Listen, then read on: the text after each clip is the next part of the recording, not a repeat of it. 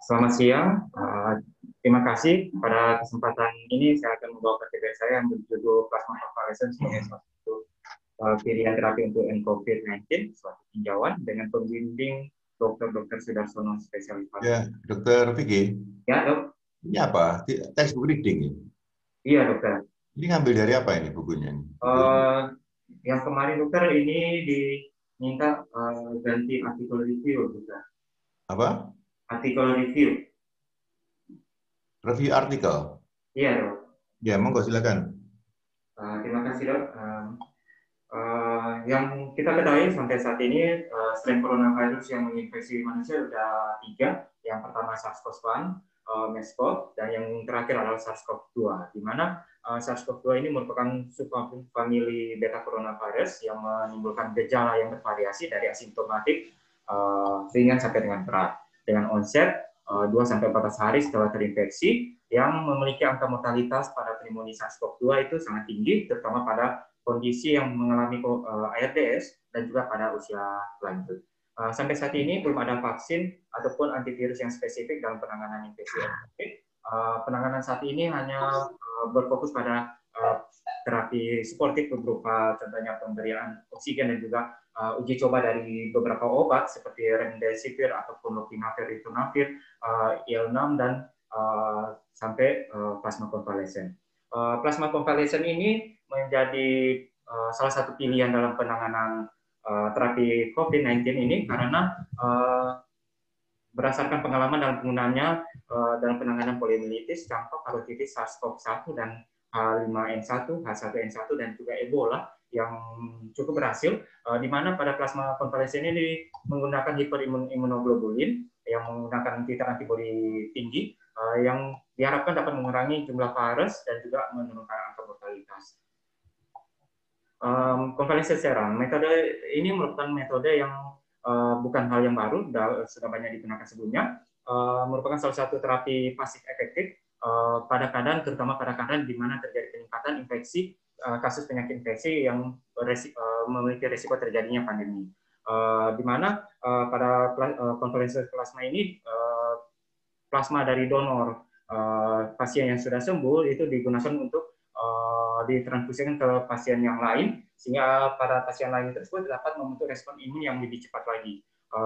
Yang perlu diketahui secara teoretikal, SARS-CoV-2 ini memiliki antibodi yaitu IgG yang dapat membedakan dan juga berikatan dengan epitop antigen dari virus tersebut, sehingga akan menghasilkan respon antibodi yang dapat menetralisir virus tersebut dan juga pada akhirnya dapat memberikan kesembuhan dan juga mengurangi risiko terjadinya infeksi. Pada gambar ini kita melihat adanya kompetisi antara dari antibodi neutralizing yang di mana masing-masing ujung dari antibodi itu terdapat paratop yang akan berkompetisi dengan reseptor ACE2 untuk berikatan dengan antigen epitop dari protein spike dari SARS-CoV, sehingga diharapkan dengan pemberian antibodi dosis tinggi itu maka tidak terjadi ikatan antara reseptor ACE2 dengan antigen epitop. Konvalensi secara ini seperti disampaikan tadi itu digunakan dari donor darah pasien yang sembuh diberikan ke pasien yang lain, baik itu yang terpapar dalam hal ini hanya bersifat memiliki kontak sehingga berfungsi sebagai terapi profilaksis maupun dapat digunakan pada individu yang sudah mengalami sakit penyakit SARS-CoV-2 sebagai terapi pengobatan. Yang perlu kita ketahui bahwa setelah terinfeksi maka dalam darah itu akan terbentuk antibodi, di mana pada hari ke-7 sampai hari ke-21 itu akan terbentuk IgM yang kemudian digantikan oleh IgG yang mulai dibentuk pada hari ke-14 dan akan bertahan dalam darah dalam kurun waktu tertentu, di mana dari kurva ini kita bisa melihat antibodi IgG itu mencapai titer antibodi cukup tinggi itu pada sekitar hari ke-21, sehingga pada periode waktu ini direkomendasikan untuk pengambilan plasma untuk menjadi terapi CV yang efektif. Kemudian berdasarkan riwayat penggunaan CV sebelumnya itu contohnya dari penelitian dari Prevent yang pada infeksi RSV, di mana pemberian CP itu dapat menyebabkan hilangnya gejala demam pada saat pemberian, dan juga pada SARS-CoV-1, MERS, dan juga influenza rabies Ebola itu dapat menyebabkan penurunan viral load. Dari riwayat keberhasilan penggunaan CP tersebut yang lalu, maka kita memiliki optimisme dapat memperkirakan efektivitas CP pada SARS-CoV-2 saat ini, yang kita berharap dapat mengurangi lamanya rawat inap dan juga meningkatkan angka kesembuhan.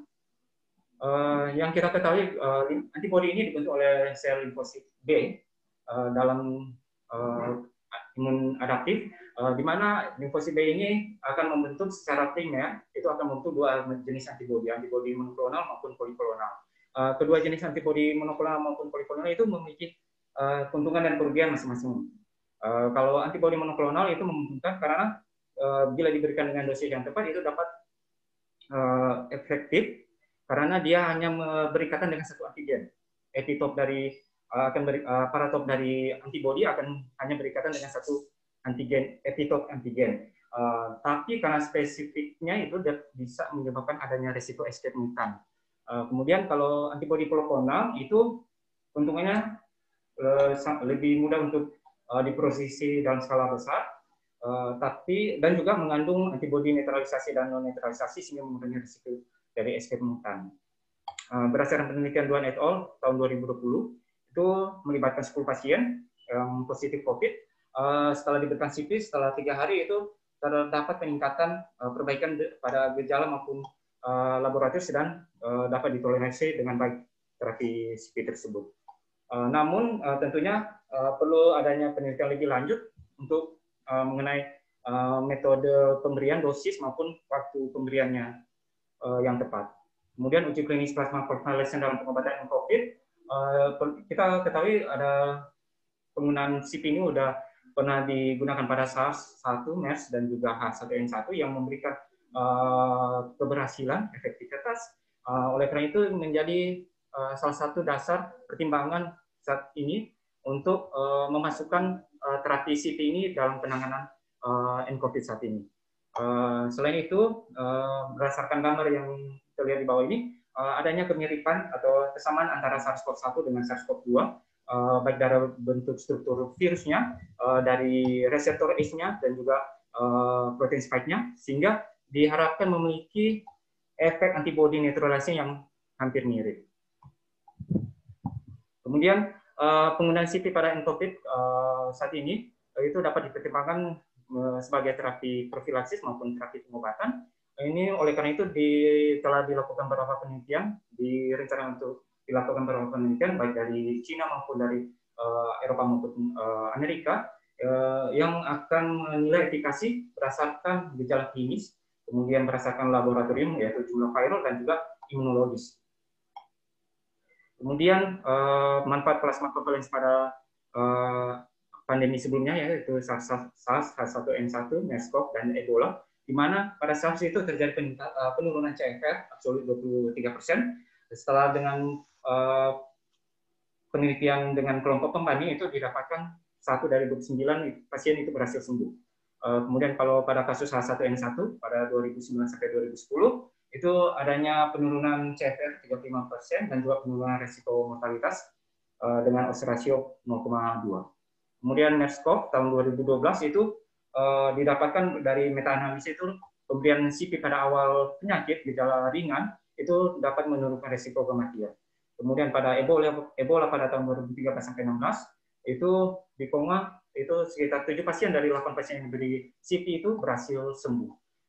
Kemudian oleh J. van Griesenval et al. Itu menyatakan bahwa tidak ada hubungan antara dosis antibodi dengan tingkat kesembuhan.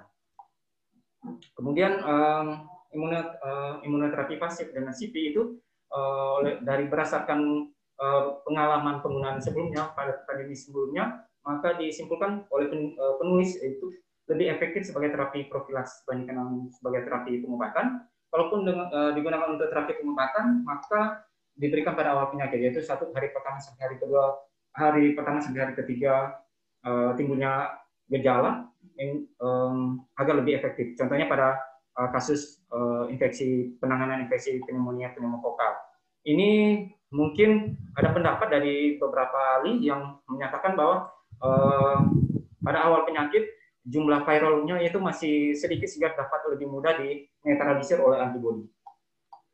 Kemudian analisis risiko manfaat itu kalau penggunaannya sebagai profilaksis yang dinyatakan tadi sebelumnya lebih efektif daripada terapi pengobatan, itu dilihat dari contoh penanganan pada waktu penggunaan sebagai HBIG, hepatitis B, kemudian human rabies, HRIG, dan juga RSV immunoglobulin yang efektif. Kemudian resiko dari CP-nya yang terbagi atas dua, yang diketahui dan yang berdasarkan teoretikal. Yang diketahui itu TTI, yaitu infeksi yang berhubungan dengan transfusi, kemudian serum sickness yang berupa alergi, reaksi alergi, dan juga trali yang cedera paru akut akibat transfusi. Kemudian kalau berdasarkan teori itu ada dua, yaitu AD, itu antibody dependent enhancement of infection. Itu di sini ada terdapat satu teori di mana antibody terhadap pada satu tipe coronavirus itu dapat digunakan untuk mengatasi infeksi virus dari strain yang berbeda. Teori ini dapat memberikan kesempatan kita untuk memprediksi risiko terjadinya AD pada SARS-CoV-2 saat ini.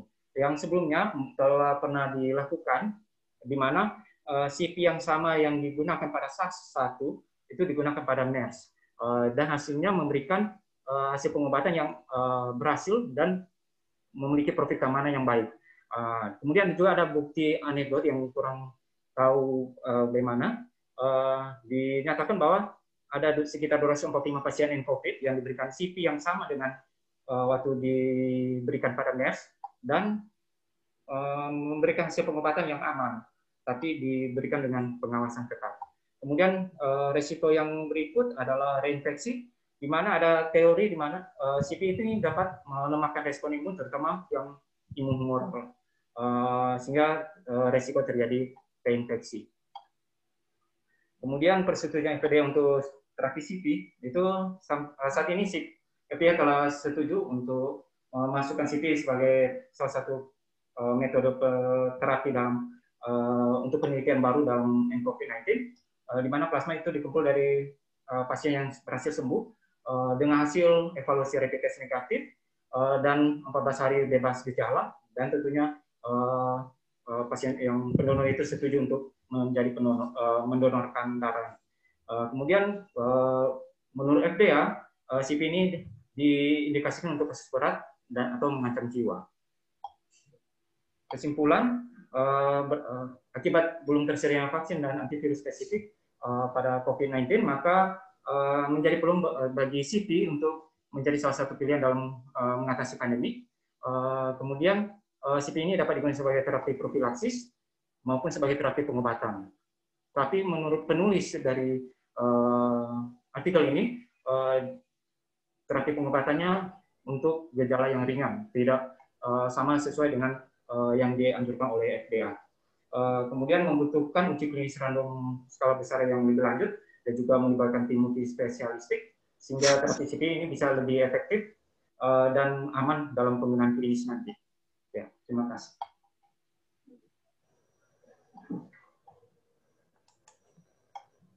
Ya, terima kasih. Ya, cuma segitu aja ya. Iya, informasinya masih terlalu sedikit menurut saya. Monggo silakan ada yang mau bertanya ya. Jadi plasma konvalesen itu memang sebenarnya efikasinya itu masih dipertanyakan ya. Jadi tetap masih merupakan bagian daripada clinical trial ya pada pengobatan COVID-19. Ya, memang keberhasilan sudah dibuktikan pada kasus sebelumnya, terutama pada Ebola ya. Kemudian ada MERS, ada SARS-CoV-1, itu memang menunjukkan keberhasilan. Daripada SARS-CoV-2, itu memang data-data yang ada itu kurang banyak. Jadi masih menimbulkan ada sedikit kontroversial. Ya. Nah, tapi kalau kita lihat tadi ya, jadi yang menarik itu adalah yang jelas ya, yang jelas itu adalah efek antibodi ini untuk menghalangi ikatan antara H2 dengan epitop. Ya, itu yang kemudian dihalangi sehingga tidak terjadi suatu pengikatan binding yang kemudian tentunya tidak akan berlanjut proses replikasi lebih lanjut. Jadi itu adalah ke arah profilaksis. Sedangkan kalau pada fase treatmentnya, ya itu yang barangkali mungkin harus diperjelas ya. Karena kalau kita lihat di berbagai jurnal-jurnal itu memang bisa diberikan di semua fase, bahkan pada fase-fase awal. Pada fase-fase tengah, juga pada fase akhir ya. Nah pada fase-fase kritis, itu kalau yang sudah diterapkan di stomo, itu ternyata keberhasilannya tidak begitu tinggi. Ya, tetap yang di PTBK masih banyak yang akhirnya meninggal. Beda ketika diberikan pada fase-fase moderate, ya, atau awal moderate atau mild ke moderate, ya. Itu sudah diterapkan. Memang selama ini kita melihat hasilnya lumayan, ya. Pasien tidak sampai akhirnya jatuh ke dalam fase lebih lanjut, ya, bahkan kemudian berjalan masuk ke dalam fase recovery. Ya, jadi sekarang ini nanti akan ada suatu penelitian secara besar-besaran dari Kemenkes masuk stomo, itu nanti akan dijadikan salah satu site.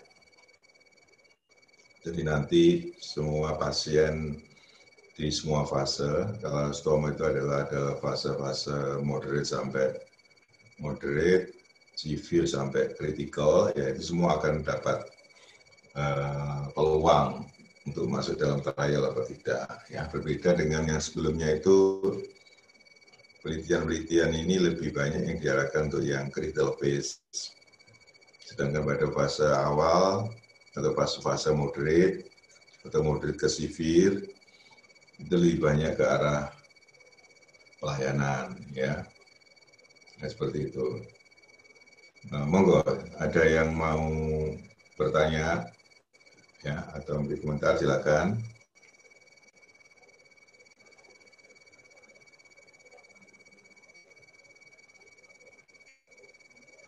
Atau kalau enggak, coba Dr. Vicky jelaskan ya, mekanisme dia bisa menjadikan suatu treatment tool, ya. Jadi treatment tool untuk membuat pasien itu masuk ke dalam terjadi suatu kesembuhan, ya. Itu yang masih belum jelas. Itu mekanisme seperti apa? Bisa terangkan, coba diterangkan. Terima kasih. Untuk penggunaan CT pada COVID ini dari teori yang di mana antibodi epitop dari antibodi yang kita ketahui itu memiliki kayak bentuk Y, di mana di ujung Y itu terdapat paratop. Paratop ini memiliki bentuk kayak kunci gembok dengan antigen protein spike epitop. Apabila diberikan antibodi melalui CP, maka antibodi dari CP yang pasien yang sudah sembuh itu akan berkompetisi dengan reseptor ACE yang berkompetisi dengan reseptor ACE untuk berikatan dengan antigen dari virus yang masuk ke tubuh pasien yang lain. Apabila dia sudah berikatan dengan antibodi, maka tidak akan menyebabkan terjadinya aktivasi dari respon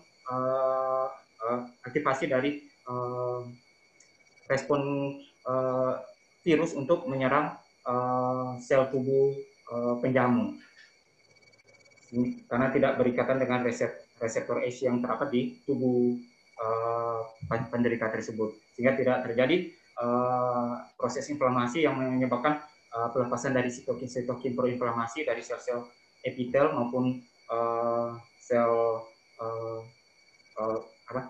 epitel maupun dari sel selular untuk selular dan hormonal dalam adaptif, dokter. Lah ya, dari sini itu kan kelihatan bahwa konvalesen ini sebenarnya kurang tepat kalau diberikan pada fase sudah jatuh ke dalam critical phase, ya kan? Iya dok. Sudah keluar berbagai sitokain karena sudah virusnya sudah mancep dan kemudian sudah memberikan dampak berbagai pelepasan sitokain. Jadi buat apa konvalesen ini? Ya, itu yang jadi pertanyaan. Beda kalau diberikan pada fase awal. Ya, jadi artinya mengerem. Jadi mengerem proses viral load-nya otomatis ya, wong. Jadi yang sebagian sudah berjalan akan tetap berjalan. Kemudian yang baru yang akan terjadi itu akan dihalangi dengan gambar seperti ini, ya, sehingga istilahnya proses yang lebih lanjut akibat virus-virus yang kemudian beruntun berikatan itu dapat dihalangi. Ya. Jadi sepertinya rasionalisasinya masih sebatas itu, ya, sebatas itu. Karena kalau sudah terjadi pelepasan berbagai sitokain, apalagi sampai ke arah badai sitokain, ya. Nah, badai sitokainnya itu tidak bisa diatasi dengan konvalesen ini, ya. Tapi diatasi dengan modalitas terapi lainnya, ya, inhibitor interleukin 6 atau inhibitor dari berbagai proinflamasi sitokain yang menyebabkan injury berbagai organ, ya. Nah, jadi gimana kesimpulannya? Kesimpulannya, Dr. Vicky gimana? Kesimpulannya untuk dari artikel ini dokter, penggunaan CP ini lebih efektif untuk pengobatan, terapi pengobatan apabila diberikan pada awal pengobatan, pada awal penyakit yang masih menimbulkan gejala ringan. Sedangkan kalau sudah pada stadium penyakit yang lebih berat, yang apalagi terjadi komplikasi, sudah mengalami komplikasi, efektivitas dari terapi plasma konvalesen ini sangat rendah, bahkan bisa dibilang tidak ada. Lebih memiliki efektivitas tinggi plasma konvalesen menurut artikel ini sebagai terapi profilaksis terhadap pasien atau individu yang memiliki paparan atau riwayat kontak, tapi belum menimbulkan sakit atau penyakit sampai timbulkan gejala. Sehingga dari artikel ini juga menyebut penggunaan plasma konvalesen ini. Jadi kita masih perlu banyak belajar ini mengenai konvalesen ini. Ya, kalau yang diceritakan ini konvalesen sebagai bagian daripada antiviral sebenarnya, ya.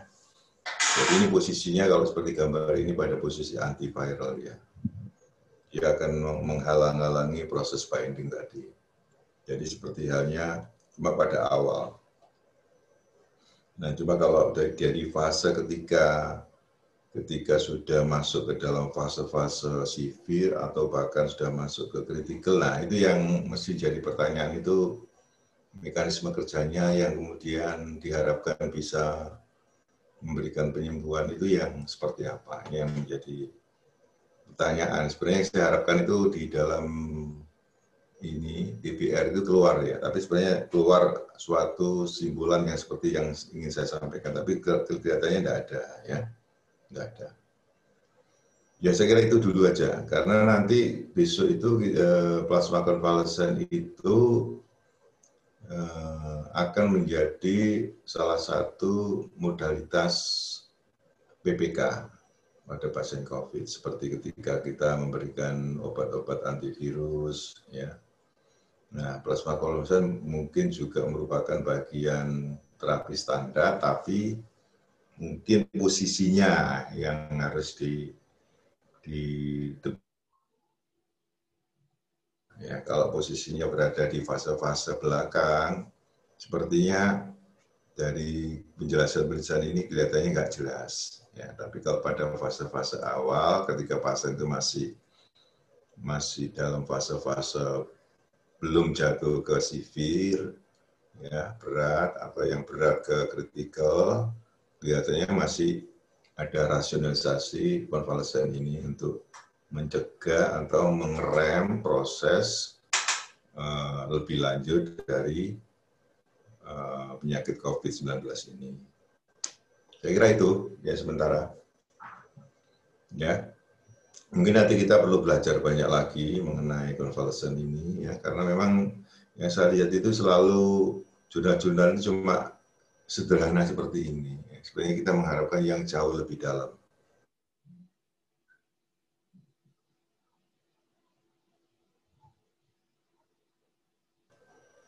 Sudah bikin? Ya, Dok. Sudah selesai? Iya, Dok. Ya. Ya, kalau sudah selesai sementara itu dulu ya. Kalau nggak ada masukan atau komentar, kita tutup dulu. Mungkin misal kita masih perlu banyak membaca lagi ya. Ya, Dok.